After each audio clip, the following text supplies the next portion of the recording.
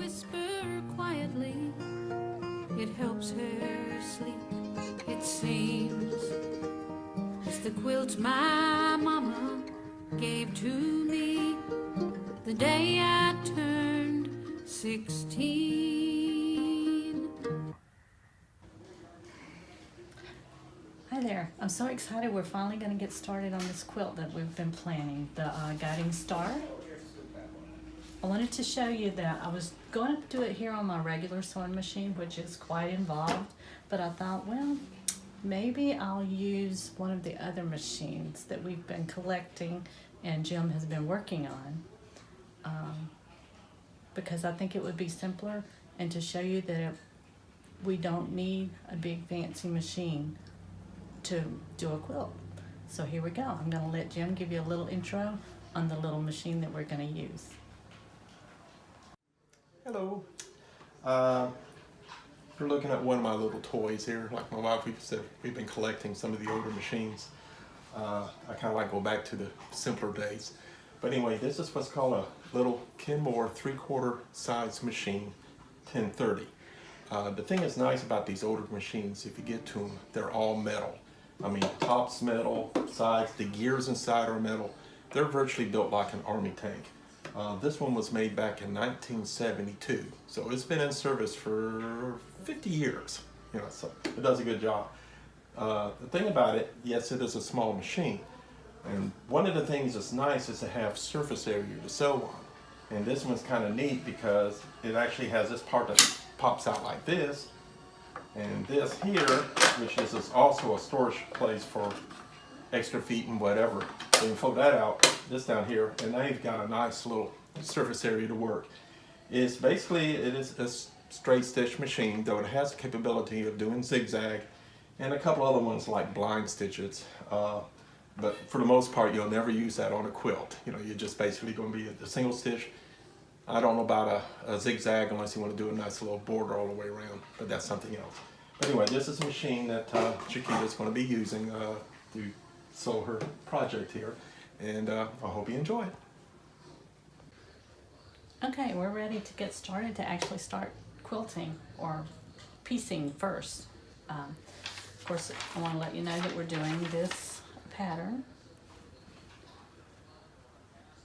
And I wanted to show you the back of this because it actually shows you that these are actually what's called log cabin blocks, and it's the way that you build. It looks like pieces of wood. This is an extended log cabin. So this is like 4 log cabins going together to make one big picture. The way that the pattern's written is having you do a little bit of each one, so I've changed it, and we're actually going to do each log cabin block separately. So I think it'll be a little bit easier. A couple of things I wanted to tell you though. Here on my iPad, it kind of shows a log cabin a little bit better than the picture did here. So basically you start with a square and you add one piece that's the same width of the square, and then you add another piece that's the same width of both, and it just keeps building on itself around, kind of like a circle but a square in this reference. So that's what we're doing, and then we're going to put them all together, and it's going to be our beautiful little cross. A couple things I didn't tell you. These little things, I love these. They're little post-it notes. As I'm cutting, I will put these on the square, and it tells me exactly what size that is because I will forget. So it's a lot easier to know what size it is. Just a little piece of scrap of fabric. Let that hold your loose threads. That way you don't have to worry about holding those threads down each time. Sometimes you have to jump start your machine a little bit. So we're going to get started. Our very first thing here is to put a 2.5 inch by 1.5 inch piece of fabric onto our 2.5 inch by 2.5 inch square. Just put them face together, or right sides to right side. We're using a 1/4 inch seam. This foot is a 1/4 inch seam foot. So basically all that means is from where your needle goes down to the edge of the foot, that is 1/4 inch. And that's what most quilting uses. So we put the fabric here so that it lines up with the edge of the foot, and you just sew.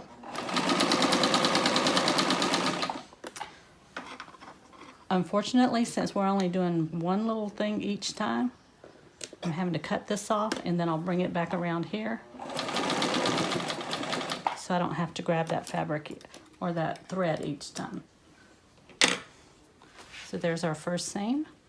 We'll pull that back, and you always, on a log cabin, you always press your seam allowance toward the piece of fabric that you just put on. So this is considered the one that was just put on. This is the original. So I have me a nice little pressing mat over here so that I don't have to get up every single time. And this is just a tiny little iron. You can either do that, use a regular iron, or what they call finger pressing. Just take the edge and run your fingernail down the edge like that. There we go. Ready for the next seam. We're going to continue on, and what I'm going to do is just go ahead and sew, let you watch me. I'm going to put on the next 1, 2, 3, 4, 5 pieces. Okay. And like I said, I'm just going around that main square. So here we go. Was that close?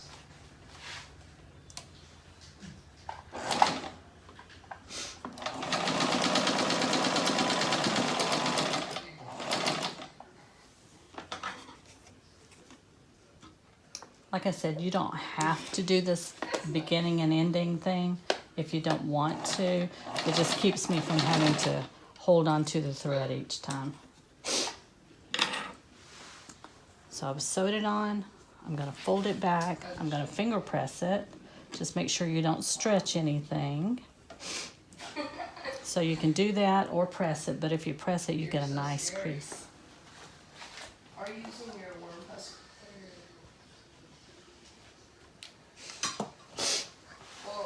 So I've got my first piece, my second piece, working on my third piece. That is a color change. So just put right sides together, line them right up on that edge. And here we go again. I don't know,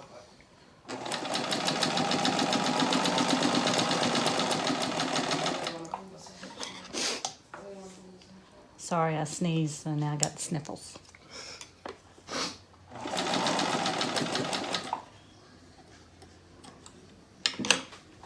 Again, finger press.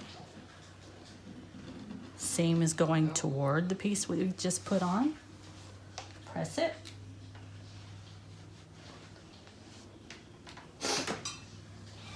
Same color, because you always end up with 2 colors of the same, so same color, just the next side. And this gets us all the way around that square for the first time.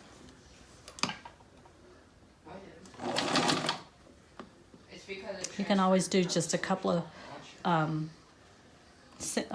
stitches, straighten it at the end, hold it, and go on down to the end.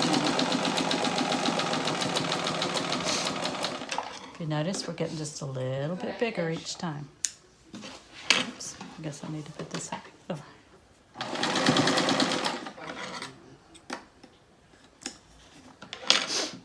Fold it back, finger press.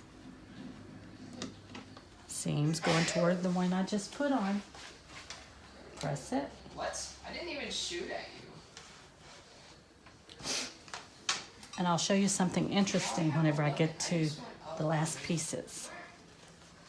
So this is the one I just put on. So we're going straight up here at the top. I went up compared to, because I only had 7 before you. Make it even. Put it under your foot. Make sure you're using the same size seam. Straighten it at the end. Yep, because I haven't done it since.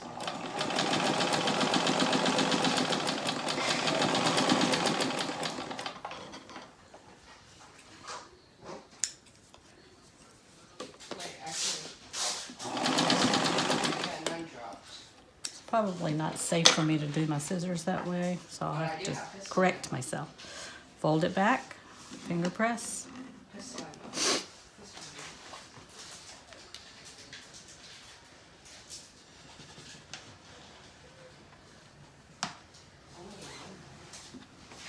There's the one I just put on, so we're going to turn it. I'm going to use this side. Line up your last piece here, or your next piece.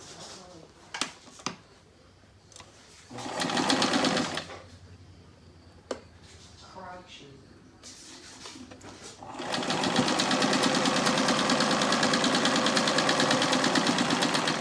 So all we're doing is repeating what we did before. Yeah, that helps already.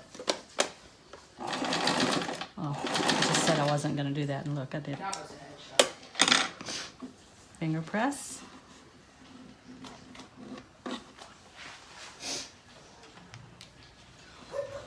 I would have killed. I should have killed you here.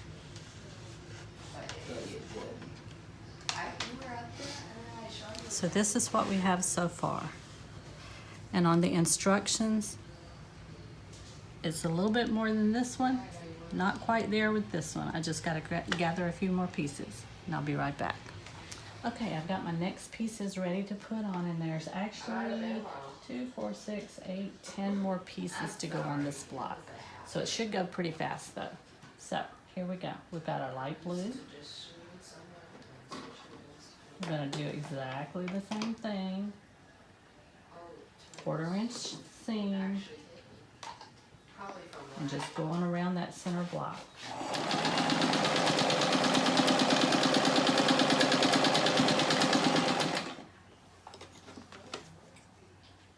See, it's easier to get to my little enders and menders, or scrap, whatever you want to call it.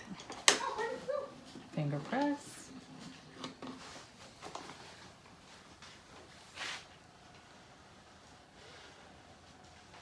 Does help when your little iron is hot. 100% up. Unless you want me to kill you. Always put that one at the bottom so you can pick up your next piece and start it on the right hand side. Because you're bad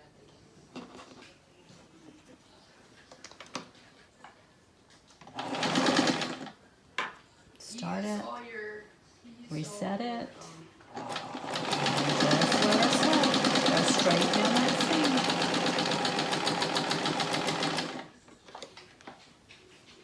Oh, dude, what's that?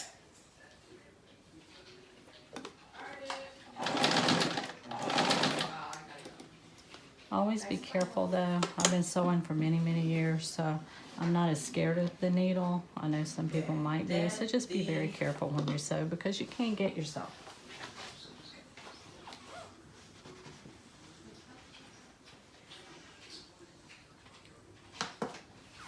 See how pretty that is? Blue at the bottom. We're going to take the white again. Of course, they're always face down, so it's right side to right side.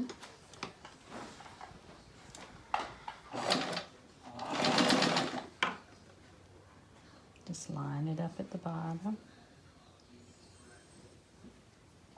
Hold it.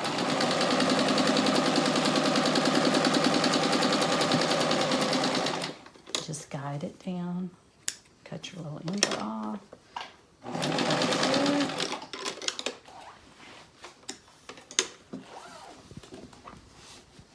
Finger press. Always toward the newest one put on.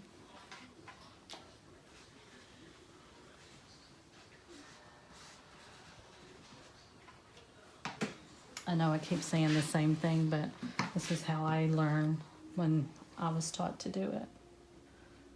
So, just over and over and over.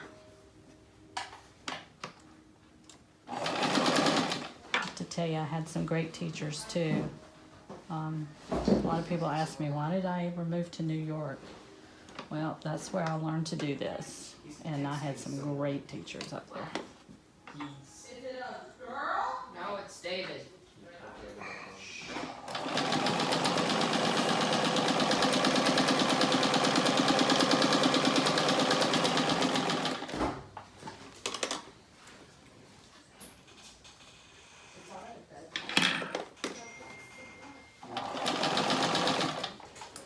I'm gonna have to chase down my pedal. I keep pushing it down underneath.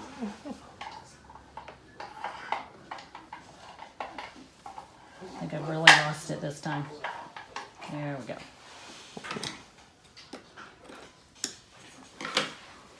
Okay, gonna press this out again.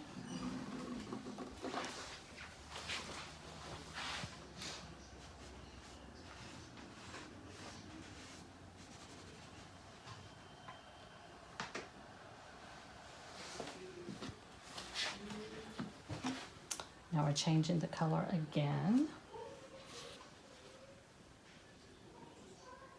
And all our cutting the other day is what made all these pieces the right size. That's why you have to be very specific on your cutting.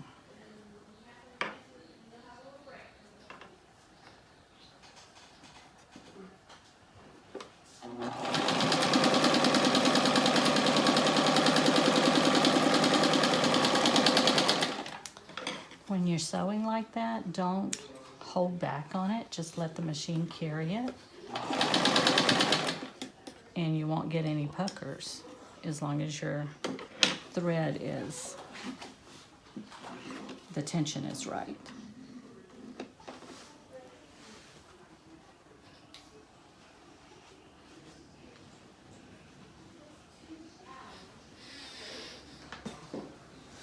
Okay, just put that one on. So our next one is going to go here.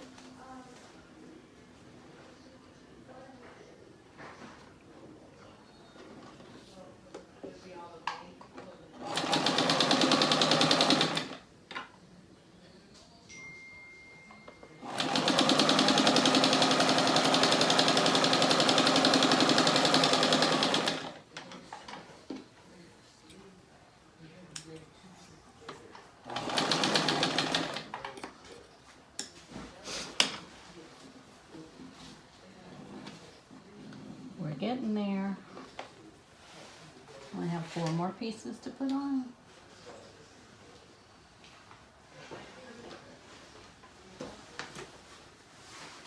The one I just did. Next one goes here. Face down.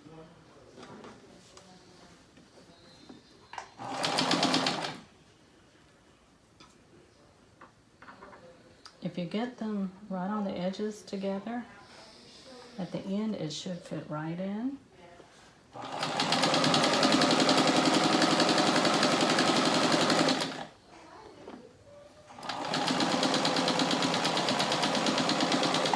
If you keep it the 1/4 inch seam, you should be very close to whatever your, if not right on, whatever your ending measurement for your square is. So we'll have to see how we do on that.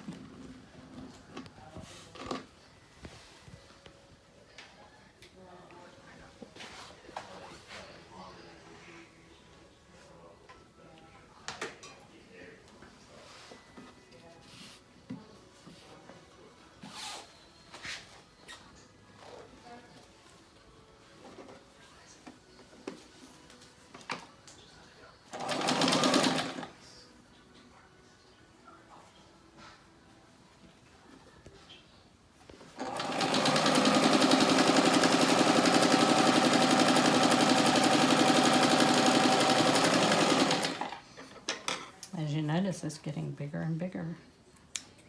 You can tell that just by the amount of time the machine's on.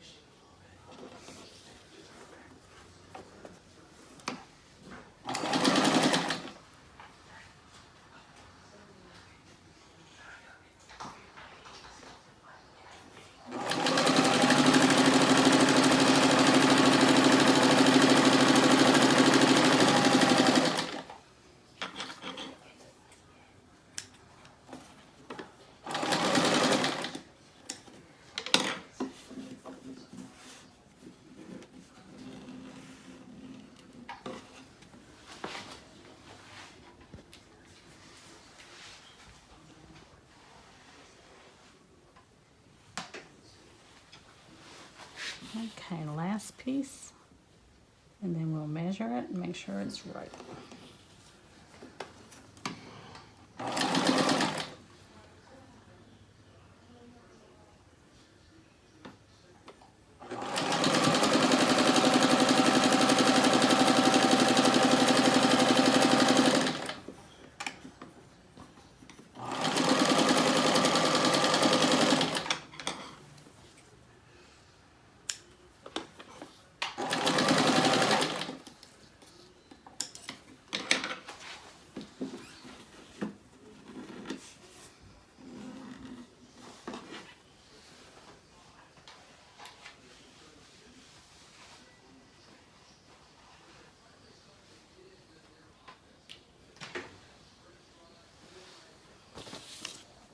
There it is. And the thing I wanted to tell you about this, all log cabins, their patterns are set up so that you have a light side and a dark side. So it all depends on how you put it together. You can get beautiful pictures. So let's see what size this is.